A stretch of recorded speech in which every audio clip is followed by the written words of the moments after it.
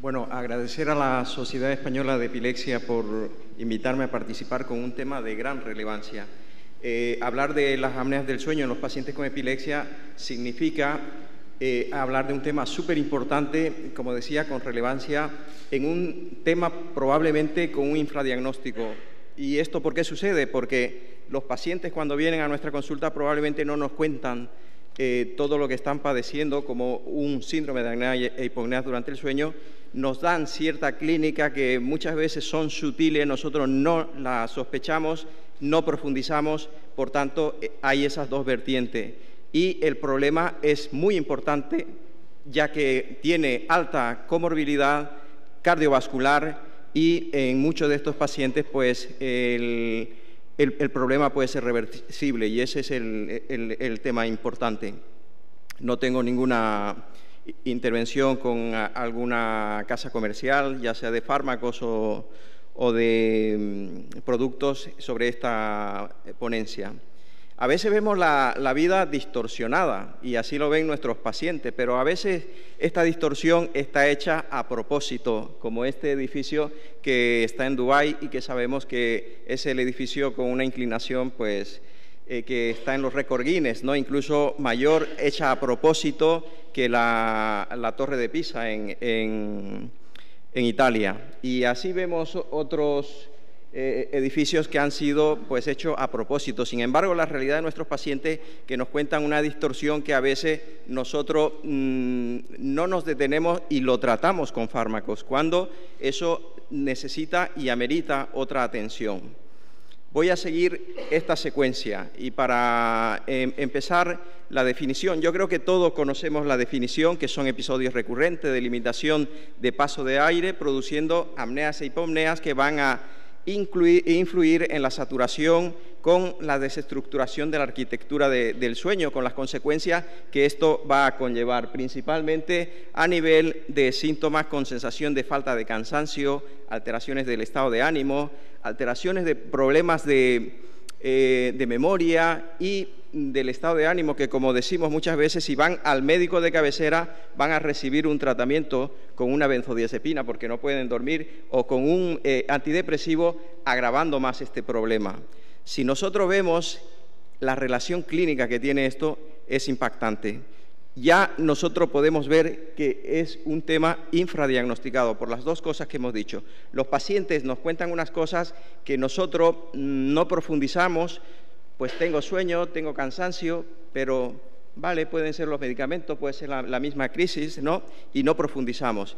Y el daño potencial que puede producir con los riesgos cardiovasculares que tienen estos pacientes y que además es reversible. Por tanto, la importancia es importante, ¿no? Está relacionado con la obesidad, hay mayor incidencia en nuestros pacientes epilépticos, ya nos los contaba Hernando y al hacer la introducción de esta sesión, que nuestros pacientes además muchas veces tienen farmacoresistencia y más bien tienen pseudofarmacoresistencia, porque estamos tratando, como bien hacía en la introducción, nuestros pacientes cuando tienen problemas relacionados con el sueño van a tener mayor probabilidad de tener crisis y tratamos con fármacos cuando no se trata de un problema de fármacos antiepilépticos. Y que algo que es contundente también es que nuestros pacientes cuando son diagnosticados y reciben un tratamiento adecuado disminuyen ese número de crisis, retiramos medicación y eso es algo que nos va a dar mucha posibilidad de dar calidad de vida a nuestros pacientes. Todas las cosas que nosotros vamos a ver en nuestros pacientes con este problema, alteraciones conductuales, alteraciones cognitivas, metabólicas, somnolencia, accidentes laborales y de tráfico, alta morbimortalidad cardiovascular, mala calidad de vida con la farmacoresistencia o pseudofarmacoresistencia que hemos visto en estos pacientes. Dentro de lo que es la epidemiología, sabemos que a nivel de una población hay algunas características que nos van a hacer sospechar de estos pacientes, principalmente relacionados con el índice de la masa corporal, pacientes mayores, cuanto más mayores, más probabilidad si tenemos en cuenta esto. Es más frecuente en los hombres que en las mujeres, pero conforme llegan a ser pacientes ancianos, ya hay más o menos se igualan los porcentajes.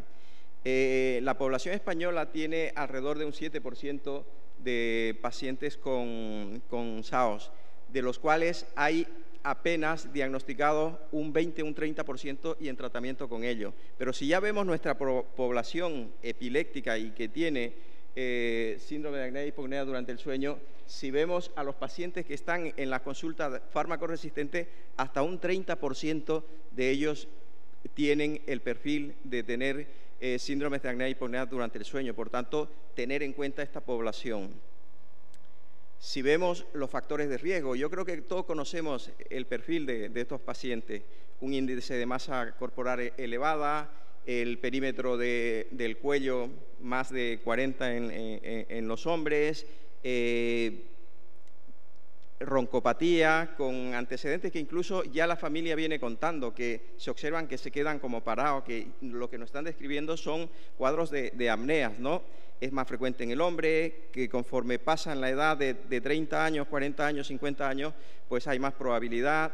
Hay un componente genético que se discute mucho, hay alteraciones hormonales relacionadas con un hipotiroidismo o otros tipos de alteraciones hormonales que incluso con el uso de fármacos que nosotros damos a nuestros pacientes vamos a ayudar a producir esa a veces iatrogenia, que por tanto los fármacos antiguos pues están quedando relegados, ¿no?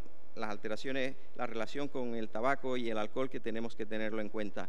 El perfil de nuestros pacientes con epilepsia y la comorbilidad está estudiado en muchos papers, y lo vemos que tienen ese perfil que nosotros acabamos de describir. Además, hacen un poquito de atención en los pacientes mayores de 50 años, diabéticos, hipertensos, en los cuales tienen esta clínica de somnolencia que nos deberíamos de tener y estudiar, porque probablemente tengan los síndromes de apnea y hipopnea durante el sueño. Vemos que nuevamente sale este porcentaje de los pacientes en las consultas de epilepsia farmacoresistente, hasta un 30% de los cuales tienen una respuesta favorable en el tratamiento con CEPAT, y así lo muestran algunos estudios que luego veremos. En el diagnóstico, la clínica sigue siendo fundamental para el diagnóstico, pero es que además de eso tenemos algunas herramientas de las cuales nos podemos valer. Un test de somnolencia que muchas veces se pueden hacer antes de entrar, autoaplicarse a los pacientes, y ya nos puede dar una ayuda, y los estudios de poligrafía y polisomnografía. Muchas veces solamente pensamos en la polisomnografía en los pacientes epilépticos. Si nosotros tenemos un paciente con un perfil que ya hemos visto, con las características que he comentado, ¿quiénes de aquí le haríamos una poligrafía para hacer un diagnóstico de síndrome de apnea y hipopnea? Levante la mano. ¿O iríamos directamente a hacer una polisomnografía? Yo creo que si leemos estos papers, desde la aparición de los estudios en domicilio del 2005, ya en el 2007 hay estudios randomizados, y este último estudio que demuestra que hacer estudios en el domicilio ayuda, hay un antes y un después. Además, tenemos que tener en cuenta con los avances en todo lo que es la tecnología. Muchos pacientes a mí me sorprenden en la consulta que ellos mismos se han hecho el diagnóstico. Mira, llevo un tiempo y el actígrafo me dice, y con esto que yo tengo, que tengo una apnea del sueño. A mí nunca me han preguntado esto. Entonces, cada vez nuestros pacientes se informan más y te sorprenden muchas veces. Por tanto, no es necesario, desde mi punto de vista, hacer un estudio de polisomnografía a todos los pacientes. Tenemos que seleccionar, como muy bien decía Hernando, en aquellos pacientes que sí van a meritar un estudio. ¿Por qué? Porque ni tenemos los recursos, son estudios muy costosos, se van a desplazar nuestros pacientes. Cuando hacemos una poligrafía en su domicilio en un paciente con este perfil, vamos a llegar al diagnóstico de todas formas. Además, vamos a hacer lo que buscamos, cuantificar la severidad del cuadro, que nos va a permitir hacer un tratamiento en estos pacientes, y es lo que buscamos. ¿Qué cosa no se nos tenemos que tener en mente en los pacientes que sospechamos el índice de masa corporal, medición del perímetro cervical, abdominal, ver la inspección de las vías aéreas superiores, ¿vale? Para ver esas características de estos pacientes que ya nos van a hacer pensar en que esos pacientes pueden tener un síndrome de apnea y hipopnea durante el sueño. Simplemente haciendo abrir la boca, que muchas veces cuando escucho la charla de Hernando, yo lo aconsejo. Con 2 o 3 cosas que hagamos y viendo esto, haciendo una clasificación, sabemos que este paciente tiene alta probabilidad de tener un problema de vías aéreas superiores que va a producir una obstrucción parcial o una obstrucción completa de las vías aéreas superiores, produciendo apneas o hipopneas que van a llevar a todos los problemas que ya conocemos.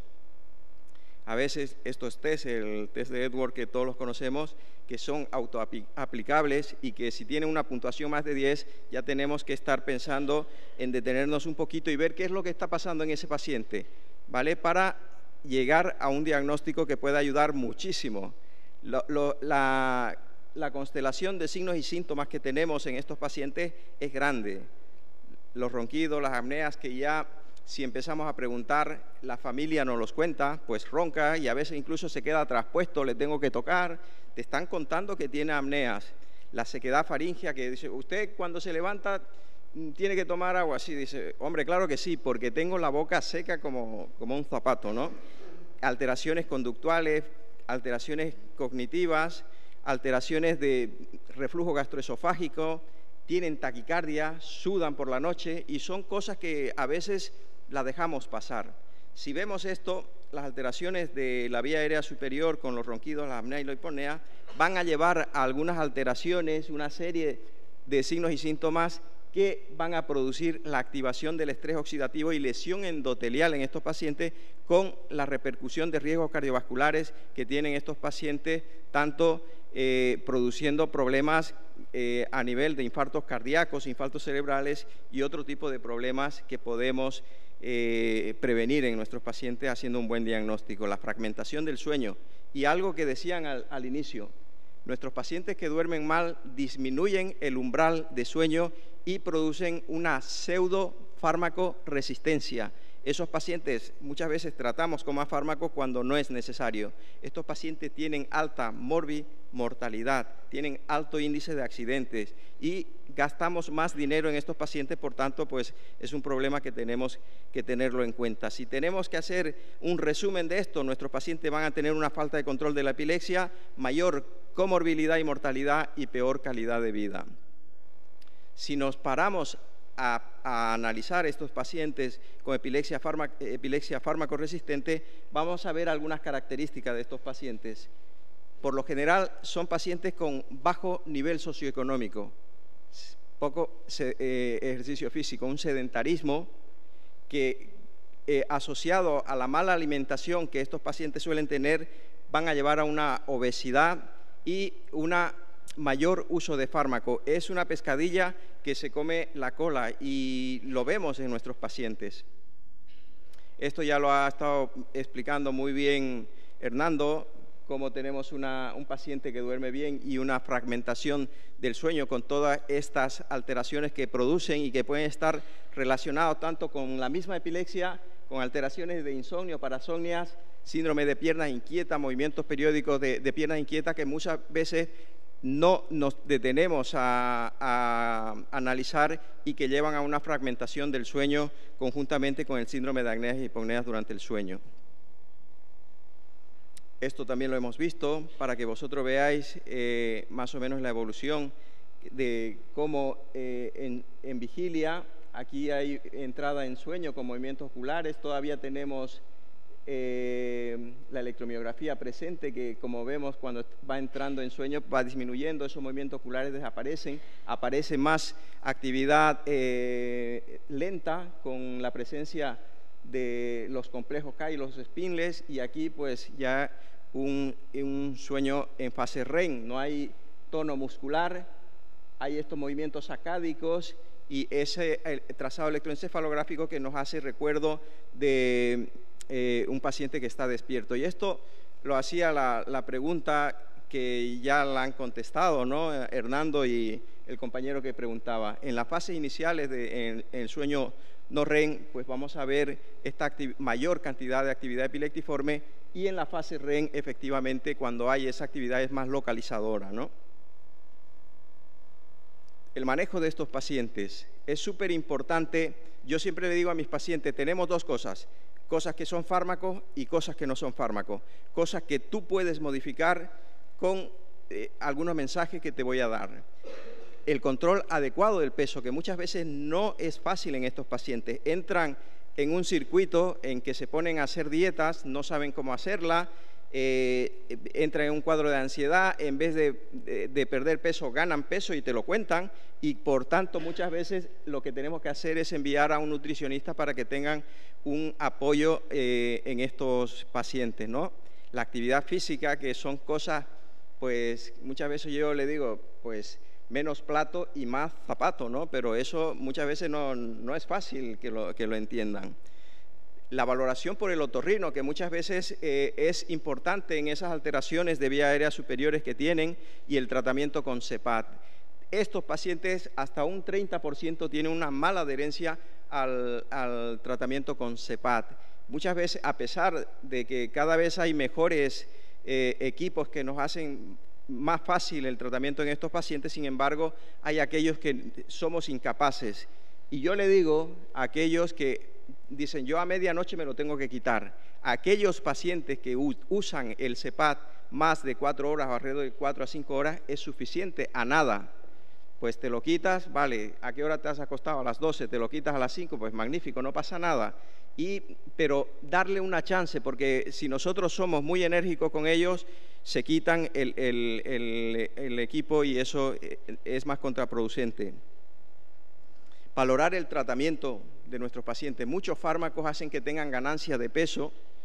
Pacientes que tienen determinado perfil de apneas del sueño, tenemos que pensar en algunos fármacos que pueden ayudarle para inhibir el apetito y todo eso. Por tanto, tener que valorar los fármacos que utilizan nuestros pacientes, explicarle un poco los beneficios del tratamiento con la CEPAT.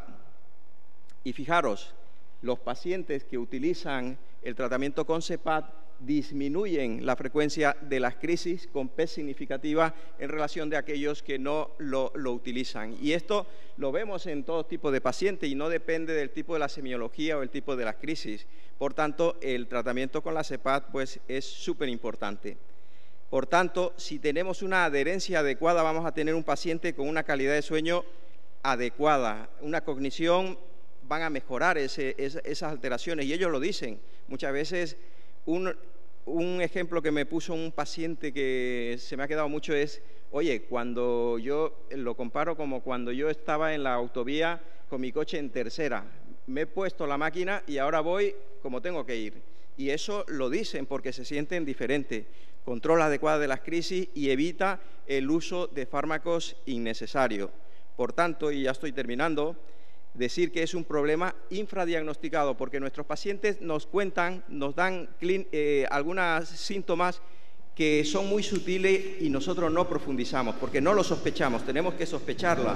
Una historia clínica detallada es súper importante, que los pacientes que tienen síndrome de apnea y hipopnea durante el sueño tienen peor control de las crisis, que tenemos que valorar estos pacientes para hacer un estudio con poligrafía o polisonografía según corresponda, pero no todos los pacientes van a ser necesaria una polisonografía. Una educación del estilo de vida y un tratamiento con CEPAT va a ayudar muchísimo, y en aquellos pacientes que sea necesario utilizar, remitir al otorrino o al nutricionista. Todos sabemos en la historia de la mitología griega, Nix, la diosa de la noche, tuvo 2 hijos gemelos, Himnos y el dios de la muerte, ¿no? Ambos se presentan por la noche, pero todos quisiéramos que quien visite a nuestros pacientes sea Himnos y no su hermano que no lo quisiéramos ver mucho, ¿no? Nada, si tenemos alguna pregunta.